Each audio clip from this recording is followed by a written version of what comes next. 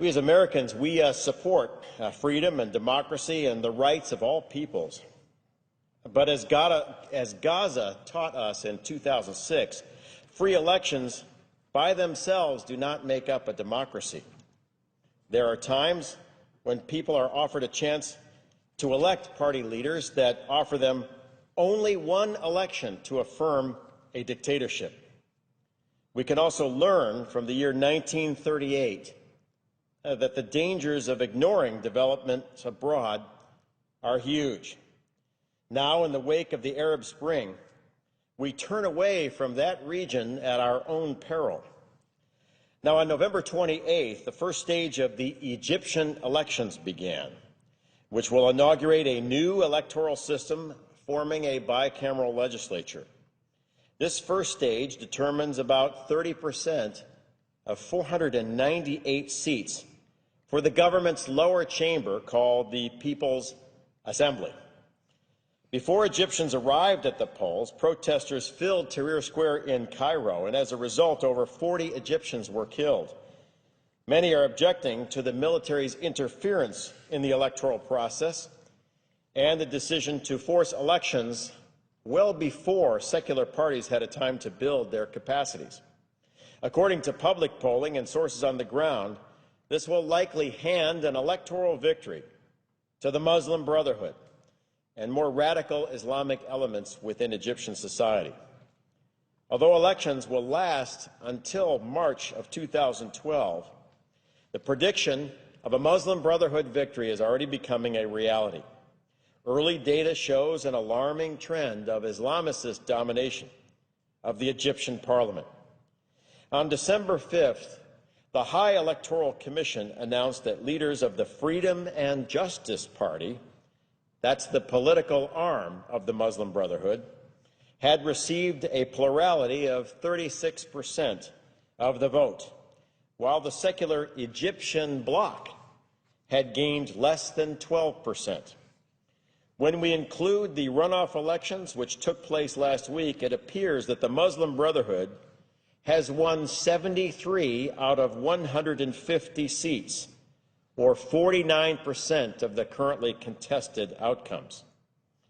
This is the same party that led a pre-election rally of 5,000 chanting, quote, "One day we shall kill all the Jews," and another quote, "Tel Aviv, Tel Aviv, Judgment Day is coming."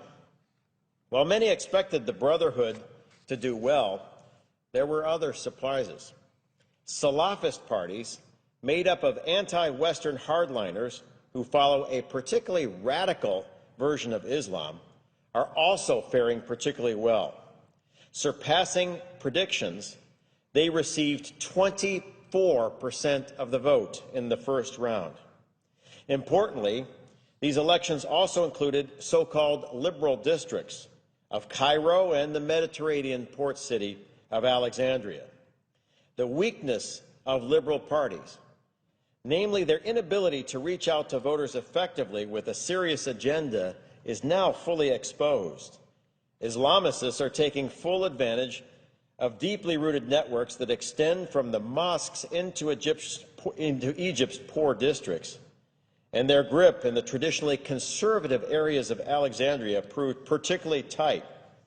And these areas are also home to a majority of the Coptic Christian community.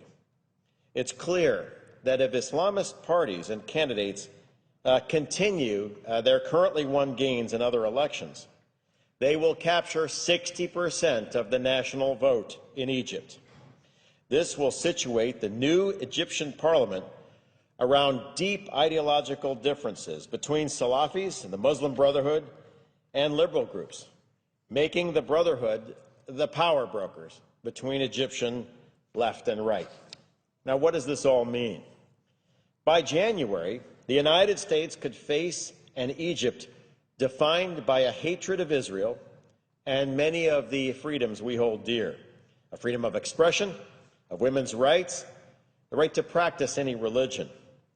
This Egypt counts Iran as a friend and poses a threat to the Camp David peace accords, which have served as the cornerstone for Egypt's strategic position for 30 years.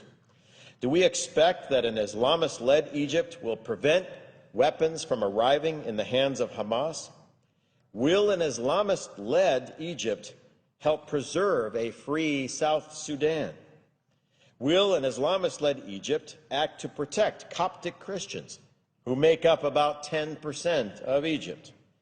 Or will we see continued violences, like we saw on October 9th in Mazapro, which killed 27 civilians and injured hundreds? Will an Islamist-led Egypt do what we expect with more than $1 billion of U.S. foreign assistance? Will they continue to share intelligence and to work against terrorism? These are all questions that may become critical issues for the national security of the United States very shortly. All of this instability prevents foreign investment and tourism that would help the Egyptian economy. The IMF has forecasted a little over 1% growth for the Egyptian economy next year. They said inflation will top 11%, while almost 12% of Egyptians will be out of work. Recently, the Egyptian pound traded at its lowest level against the dollar in 7 years. This time last year, the region was on the threshold of exciting change, but today Egypt sits instead on the threshold of a very dangerous path. The United States, and especially our State Department in particular, should do what it can to keep Egypt attached to peace and good relations with the West. The United States is now on the verge of a historic defeat and reversal of American interests in Egypt. Currently, if there is an Obama administration plan for handling a new Islamist Egypt that rejects peace with Israel and allies with Iran, I don't know it. And I don't know if anyone does. We must keep our finger on the pulse of this process. Liberal voices in Egypt must work to preserve the democratic goals of the January Revolution. Recently, I had the privilege of meeting some of Egypt's best and brightest young liberal leaders. They'd like to build a free Egypt that respects women's rights and religious minorities and the rule of law. I was encouraged in meeting with them, but only hope that the coming election is not like a 1930s election in Germany, where people in Egypt are given one choice: to affirm a dictatorship, and then that is the end. If a radical Islamic government rises in Egypt, one that disavows the Camp David peace accords and no longer acts as a stable strategic partner in the Middle East, then we will look back on the recent election in Egypt and its successors in December and January as the turning point for a historic reversal of the United States. My hope is that the State Department watches this very carefully. My hope is that we have a plan to make sure this critical country stays within the U.S. orbit. But my fear is, given the recent elections in Egypt, we have already lost quite a bit of ground. And if current trends continue, then by the middle of next year, we will have a Muslim Brotherhood government in command of the Suez Canal, in charge of Cairo, the second center of learning in the Arab world, along the border of our Israeli allies, friendly to Hamas, friendly to Iran, and hostile to Europe and the United States.